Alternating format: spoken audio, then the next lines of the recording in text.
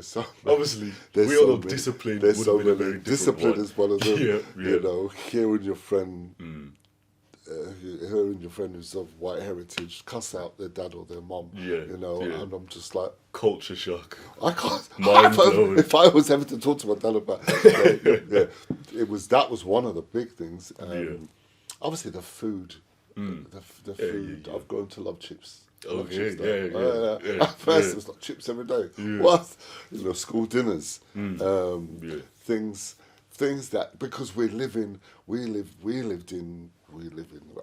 family environments where flavor, seasoning, spices, Yeah. color Yeah. is just a vibrant part of our heritage. Absolutely. And that feeds right through to food. Yeah, So yeah, when yeah. you're tasting food, it's like, there was one of my friends, school friends. He would walk every day with salt and pepper and chicken seasoning in his packed lunch to add to, the school dinners. Wow. Not joking. Yeah, So yeah, there was yeah. little things that were Yeah. humorous now. Yes, you know, yes.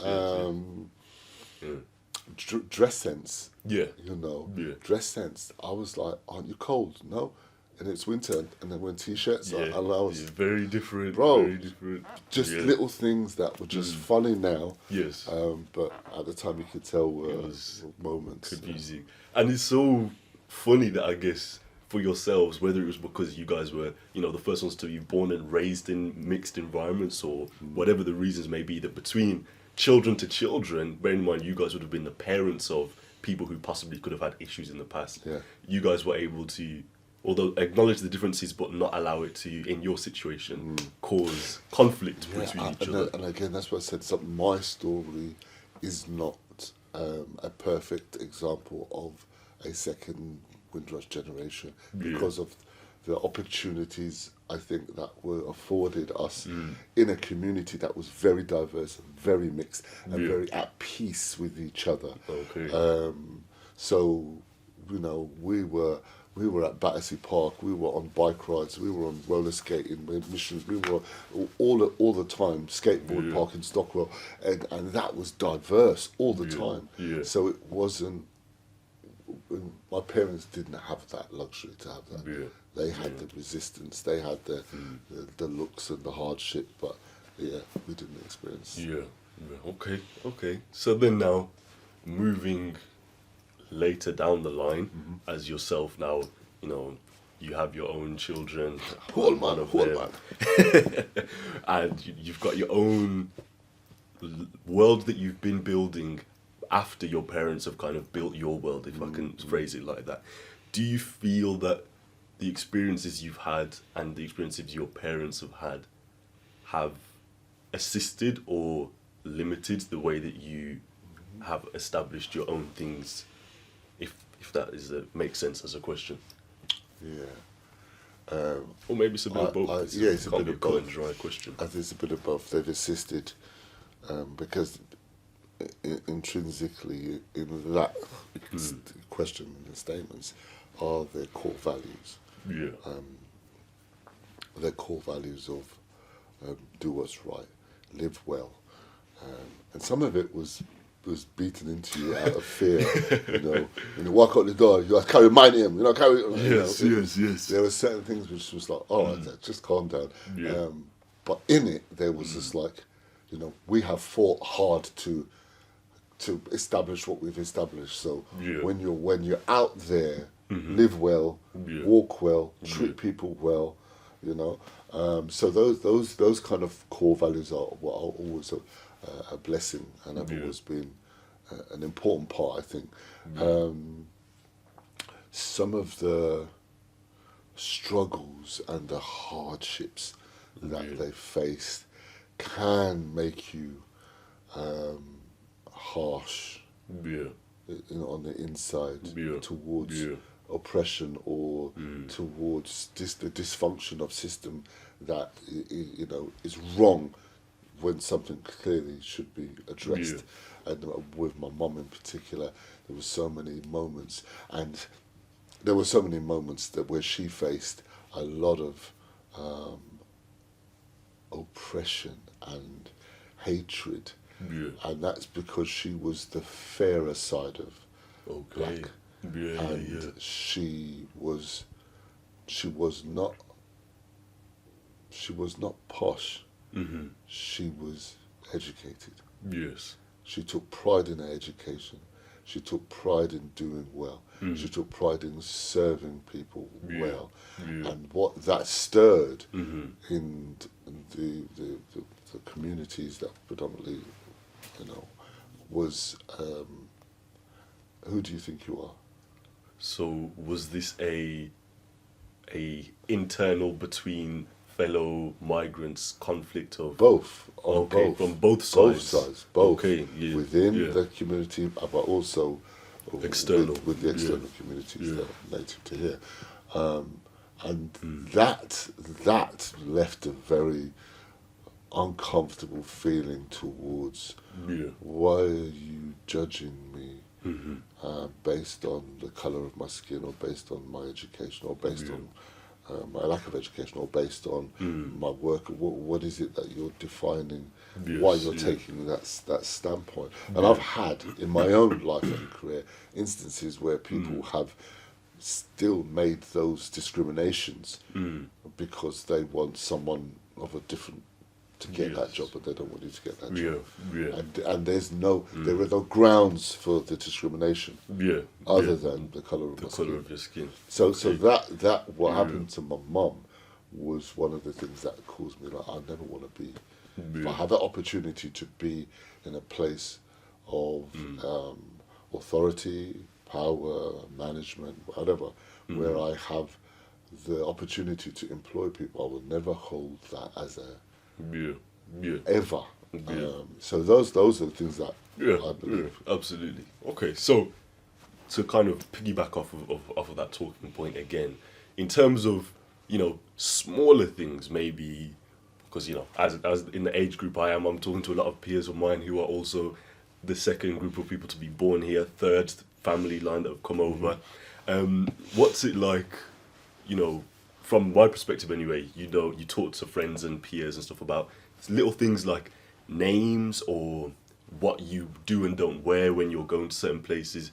Is it fair to say that the experiences you've had and the experiences you've seen your parents have would impact even the smaller things, like what kind of names and clothing you represent to your children or present to them until they make their own choices? I think that the whole of the Black African Caribbean community are steeped in holy tradition where it comes to names and pet names. Yes. Names and sub-names, and then you realise my late wife's grandfather, who was such a lovely man, and his name was Bracy, and we were like, Bracy. So we would go pick him up, take him out, and he was with you could point a picture like this, and he would be on that picture. He was one of those Windrush generation.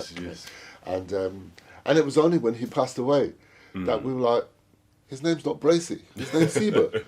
Like, hold on a second, but we could. But it was the pet name that was carried. Where that history comes from, I don't know. But in the same vein as well, you saw the love for representing well. Would always get up, iron a shirt, wear a pair of trousers, shine his shoes, and then go down the road to the market. It was those values, those things are still within our society and culture. Names, pardon me, excuse me. Names are more diverse these days. But names would be based on your family, So that hasn't really defined our generation. Because our generation will call our children what we call to today's modern society.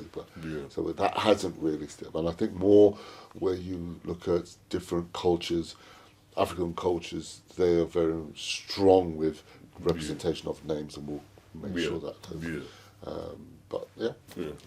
I want to ask a bit about, we spoke about the Windrush generation coming over and how and I assume maybe everybody was kind of looked at as you're all just foreigners or you're all just Jamaicans, but there's a lot of different subcultures in those groups. You have the Rastafarian cultures, you have church cultures, you have people who aren't affiliated to either of those. What culture did you guys come from, and then did you bring that through all the way through to Dudley? Yes, good question. My dad was in church when he left Jamaica, came over as a young minister, but the pressures of life and the demand for working mean that he did not engage in church much because he had to work 7 days a week. No time. Couldn't go to church. So and I remember we had her name was Aunt Doris, and she would come every Saturday, and she was the active church goer. She was the shepherd in the family that would try to make sure everybody stayed on the right track. And you know, she would instill things, but Mum and Dad quite quickly just carried on because of the pressure of life and work. So they entered back into church later on in their life, but church was very much a part of our heritage, our community, but also equally was the Rastafarianism, was the subculture of music, of parties, of dances, of sound systems, of all of that. That was their church. It was the way of belonging, and so, you know, my brother had his own sound system. He had his own. They were, carrying boxes everywhere, going to parties and dancing, and that was going on.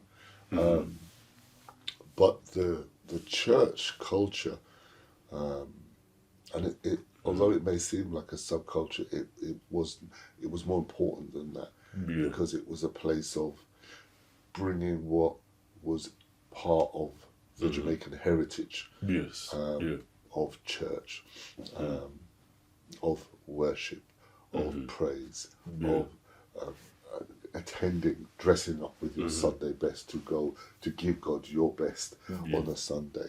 The importance of the Bible and all of its teachings were very important to them. So you found that when the Windrush generation came here and they were looking for that inclusion, remember in England there were majority, the church was the Church of England, and the Catholic Church were well established in the UK, and the Methodist Church and all of these other subcultures of church, but they weren't accessible. Okay. They weren't accessible to the black community. So the black community had to create their own church. Or create their own meeting places, and it would start from front rooms and houses to community centres to when they could afford to buy a little building and then establish their churches. So you will find now in these years, you will find a lot of churches, especially those who were founded from front rooms from the Windrush generation, are now celebrating 70 years anniversary, 80 years anniversary.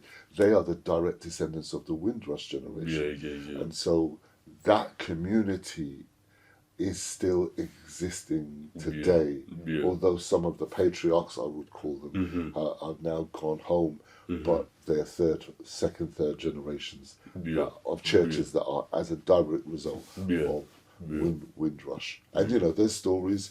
My late employer, who has passed on, was a visionary. He was a Windrush generation. He preached on the ships coming over. He came. He founded that particular denomination of churches, worked, founded it in Handsworth in Birmingham in the 60s, and the rest is history. Still going strong. So it's not to be dismissed, because it was part of the fabric and stability of the Windrush generation who were Christians. It was part of the fabric of their life. God, the Bible, the church, you know, the morals, the values, and obviously all of the other work in life. Okay. So being from those parents and being a pastor yourself, in your day-to-day life, do you feel that the culture of the Caribbean that your family has come from has had an impact on your church settings, even for yourself? I know for parents it might be obvious, yes, but for yourselves now, do you feel that's had an impact? And then what churches look like? Just tell me. I think it will always. There's always a flavour of expression Yeah. that comes out, and it's important to say, church in its innocence and in its purity is neither black nor white or Chinese nor Asian or there's but because we are of people of heritage, our heritage expresses through our church. So if you go to a church in South America, you will hear worship, you will hear the same songs that a church in England will sing, but it's got a Latino flair to it. If you go to a church in Indonesia or the Philippines or China, it has their own cultural flair on it. Same songs, same words, but sung and expressed in a different way. You go to Africa, to Ghana, Nigeria, Sierra Leone, it's the same. Certain things are expressive and connected partly to their heritage, customs, the way the dress, the apparel. Sunday best. The Sunday best in Sierra Leone and West Africa is not a shirt and tie. You know, so there's it will always find a way of expressing through the culture. Okay, interesting. Because obviously, being in that kind of church environment, you have the fun memories of when there's special occasion or there's events, things that we've spoken about and we'll speak about, about families and getting together and being raised with each other, spending time with each other, after church, move the chairs, let's get our tables, we're going to sit and eat and talk and play games. Swallowship, as you've coined it. Do you feel like that is a mix between a Christian church need and a cultural need, or would you say it's one or the other? I think it's both. I think it's both because the essence of church is about community engagement. It's about going out there and ministering to the lost, to the unsaved, and bringing them into God's kingdom. However, there is also the community part that's attached to the heritage. The love for fellowship, the love for coming together, the love for celebrating, whether it's birthday, baptism, dedication, anything like that. You don't have to have a reason to celebrate, and that's where the fellowship, the dining, the eating, but also it's another way of getting to know people. You can get to know people more when you're relaxed, sitting down, dining, eating, chatting, than sometimes when you're at a seminar or at a conference. So it's again about creating those spaces, I guess. So you feel like church should be having those opportunities and spaces for people to converse and mix with one another, different cultures. Absolutely. Every church should have a facility that can accommodate community activities, fellowship, coffee, teas. It must, and very important, very important. Talking, just getting to know people, and talking is part of it. Jesus, when you look in Scripture, he just didn't preach all the time. He sat down with them in their houses, ate with them, talked with them, fellowship with them. Then ministered to them as well. And we can sometimes get lost in the busyness of what we perceive church is about, the building and the structures and this and the doctrines, and we miss that. It's just about relating one to another. Okay, so as a final question for this point, and then we'll segue onto other stuff. So churches then, do you feel like a church that's operating, I guess, how you've described, would help to kind of extend the bridges or strengthen those bridges in this day and age between, I guess, different cultures and communities by having those spaces available in the areas that they're in? I can clarify if not. Yes, we need to do better. We need to work together better. We need to break down walls of division, cultural. We just have to do more in order to know that this is about a corporate coming together, not an isolated. We can all do bits of that. We need to do in our own community groups, but okay. So after talking about all of that kind of stuff, after being in Dudley, what kind of stuff do you do in Dudley, whether it be community or work-wise? What kind of role do you play, if any, in Dudley? Yeah, I think what's important is that we need to do more. Okay. Yeah. There's not enough done. Yeah. You know, if I say when I came, what did I experience? There wasn't much community engagement. Yeah. There wasn't much community activities. There wasn't much knowledge of youth clubs. And the youth clubs that Mum, late wife, spoke about they're now closed down, or sold off, or demolished. Yeah. And so there is a need for youth clubs. There is a need for community centres, which is like where we are at the moment. It's a fabulous facility for community engagement, and the African Caribbean community engage the place, whether it's Domino's on a Sunday or midweek prayer meetings, midweek feeding of people, community coming together, children activities. The facility is used well. More can be done. Create the community, fabulous community space where communities of different cultures and ethnicities can come together. There needs to be more. As a church, we're placed right here in the centre of Dudley to make a difference, and we ourselves have to do more where it comes to community engagement. So what are we doing? Yeah, we're doing bits, but with this, there's not enough. There's not enough being done. Okay. So what would your ideal image of Dudley in the future look like after all the progression and the work done that you in your mind would like to see happen? What does that look like? I mean, there needs to be more community centres. Yeah. There needs to actively and expressive to different cultures as well. Yeah. Because an African Caribbean community centre may not meet the needs of a Eastern European community centre. Very true. Yeah. And it's not about sort of separation. It's about community Creating engagement. There is an increasing population of Eastern Europeans now within the UK. There's a need for community activities, community centres. We need to be able to service those local needs. There needs to be more of that.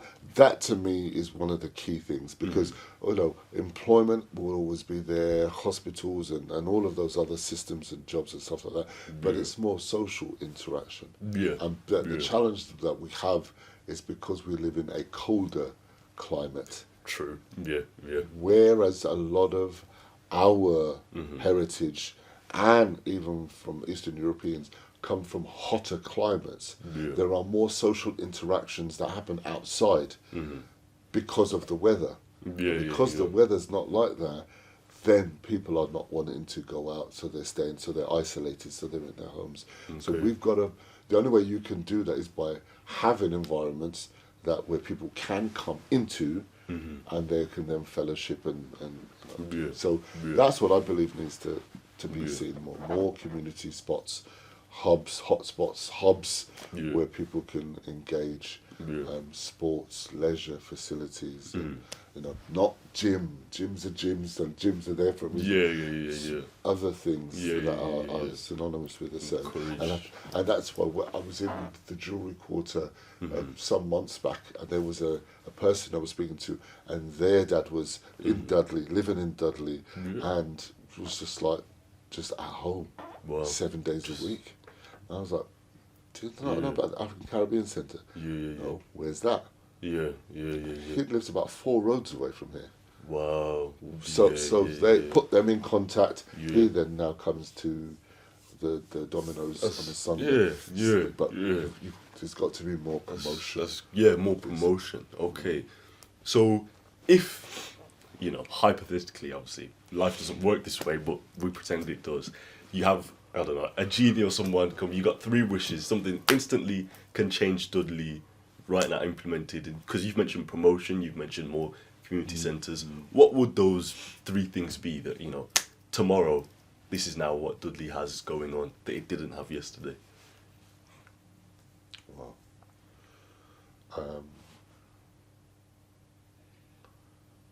It's kind of a big question, just spring on you. You just give me a big canvas and just I think, again, I'll just go back to the key things. hotspots, community hotspots. Yeah. Community hotspots. Facilities that the community can engage at no cost or low cost. Yes,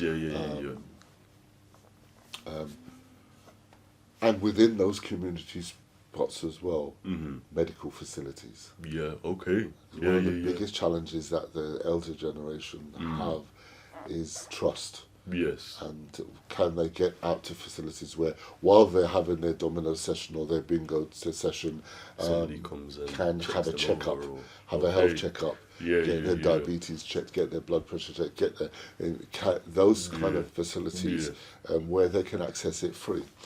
Yeah. Okay. Good stuff. You've spoken about your, the things of Dudley that you feel need to change. You've spoken about the improvements that you want to see. Before we round off with the final question, let's get into a bit more of a, I guess, light-hearted kind of question. What are some of the, if any, obviously there's the staples such as dominoes, but like games and activities where in a not even a youth centre, but a community centre that you've held on from your parents and the Caribbean that you would like to see more of in these spaces? You've touched on things like cricket from your grandfather. Is there anything that you games, activities from that side of life that you would like to see more of here? Part of the shift is in the mindset. Because one of the things that was very apparent was that sometimes families, relatives, extended families would meet just for the sake of meeting. It wasn't actually for a particular event, a birthday. It was just like, oh, we're going round to John's house this Saturday. I'm thinking, everybody's coming on here. What are they coming around here for? And then they would be just chatting and stories, and then the dominoes would come out, and then the drink would come out. And, it was just because there were spaces available, people would come. And what we don't realise is that as people, we need people. The healthy part of our emotions, our mindset, our intellect, but everything is about just being relatable to other people. So if you have no space and there's nothing there, and there's nothing there, then there's nothing. But when you create spaces and you say to people, this is a space, because come open, come and chat, come and talk, come and fellowship. We'll feed you. We'll we'll provide you with stuff. Then you could other little things that can go on. There was a chap that I met the other day, and he comes here on a Wednesday and says, what do you get up to? Says, well, there's some of us, we have a little Bible study in the corner, some play dominoes, some do like a bingo thing, some just help with the children, some cook in the kitchen. And I was like, excellent. So but if there's it's about getting together first, and those things will kind of come afterwards. Because we're community people. Very true. Wherever we've come from, whatever cultural heritage we've come from, we grew up in communities. Very true. I had a lot of fondest memories that I have anyway are from family get-togethers, and like you said, the dominoes thing comes out, and you've got auntie so and so who's in her 80s playing against grandson so and so who's 12, and everybody's kind of bonding. So absolutely, just getting together is the start. Okay. To round off then, it's been a great conversation, interview with you on the Caribbean experience coming to the UK. Looking back at everything we've spoken about, I know it's a bit of a broad thing to look back on, what advice would you give to younger members of the Afro-Caribbean community in Dudley today? What would you tell them? So I have to look at the camera. You can do your team. Don't lose your heritage. You've come from somewhere for a reason. You were born into a family for a reason. It's part of your heritage. Value it and preserve it. There is power in communicating and talking and remembering all of the stories that were told and were experienced, not just for the family and the older generation, but for us and for our generations to come, because it's part of the identity. Don't lose your identity, your heritage. Okay. Well, thank you so much, Pastor Michael Da Costa. It's been a great conversation with you. Thank you. I think this has laid a good foundation for the series that will follow on after this. We will catch you guys in the next one. This has been Pastor Michael Da Costa, and we have been 10X Media. Thank you.